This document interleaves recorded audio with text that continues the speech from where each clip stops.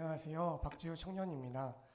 저는 9년 전에 처음 큰기쁨 교회에 오게 되었고 9년이라는 긴 시간 동안 교회에서 여러 가지 봉사를 하며 신앙생활을 하였습니다.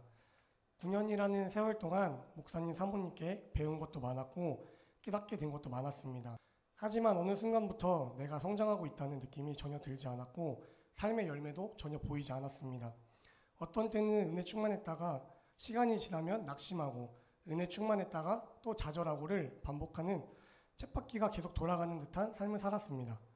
믿음의 진전은커녕 목사님 사모님을 멀리하고 기쁨은 사라지고 걱정에 걱정만 하는 삶을 살았습니다. 그렇게 신앙생활에 대한 회의와 딜레마 속에서 지푸라기라도 잡는 심정일 때 부흥회가 시작되었습니다. 이번 부흥회의 주제는 업그레이드, 업데이트였습니다. 제가 그토록 원하고 바라던 발전할 수 있는 방법을 이번 부흥회 기간에 모두 깨닫게 되었습니다.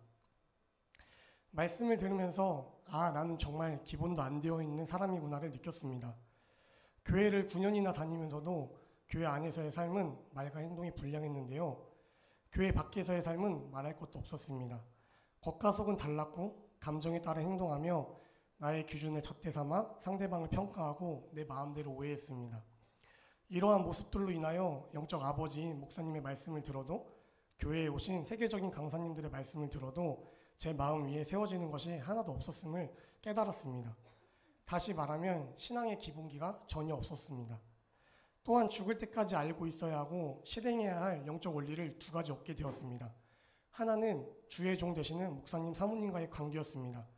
너무나 부끄럽지만 저는 목사님 사모님께 혼나는 것이 무서워 인사만 간단하게 드렸는데요.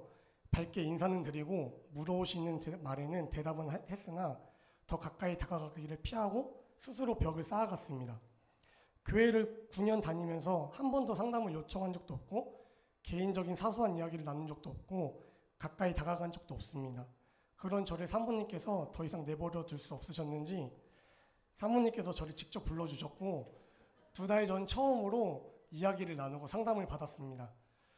주의 종과 1분이라도 붙어있기를 사모했어야 했는데 저는 그러지 못했음을 회개하고 이때까지 드리지 못한 사랑을 꼭 드리겠다고 다짐했습니다.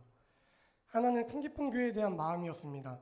설교를 통해 교회와 공동체에 대한 말씀을 드릴 때마다 맞아, 헌금해야지, 봉헌 예배 드려야지, 다 같이 한마음 한뜻이 돼야지 라고 생각만 하고 헌금을 하지도 않고 기도를 하지도 않았습니다. 주의 종을 사랑하지 않는 마음뿐만 아니라 교회에 대한 사랑도 없었던 것이었습니다.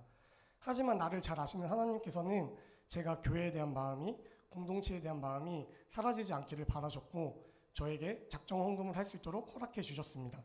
저는 그렇게 우리 교회의 대출금인 9억 5천만 원을 작정하게 되었습니다. 작정 헌금을 드리기로 결정하고 수민 청년의 간증을 들으면서 먹고 싶은 것을 먹지 않고 기숙사의 세탁비를 아끼기 위해 손빨래를 하며 권리를 포기하는 간증을 들으면서 나도 할 수 있을까? 라는 많은 생각이 들었지만 모든 생각의 결론들은 교회를 위한 마음뿐이었고 작정 헌금 액수에 대한 후회함은 없었습니다. 저는 아직 대학생이고 당장 수중에 들고 있는 돈도 없습니다. 김수민 청년처럼 행동할 자신도 없습니다.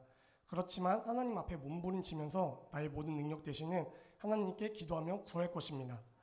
또한 목사님과 사모님을 비롯하여 큰기쁨 가족 한 명 한 명 사업장을 위해, 일터를 위해, 가정을 위해, 학업을 위해 눈물로 기도하겠습니다. 이번 부흥회를 허락하셔서 깨닫게 하시고 얻어가게 하심에 감사합니다. 하나님께서 나를 이곳으로 인도하여 주셨으니 끝까지 매달려 훗날엔 목사님을 따라다니며 하나님을 간증하는 간증의 주인공이 되겠습니다. 감사합니다.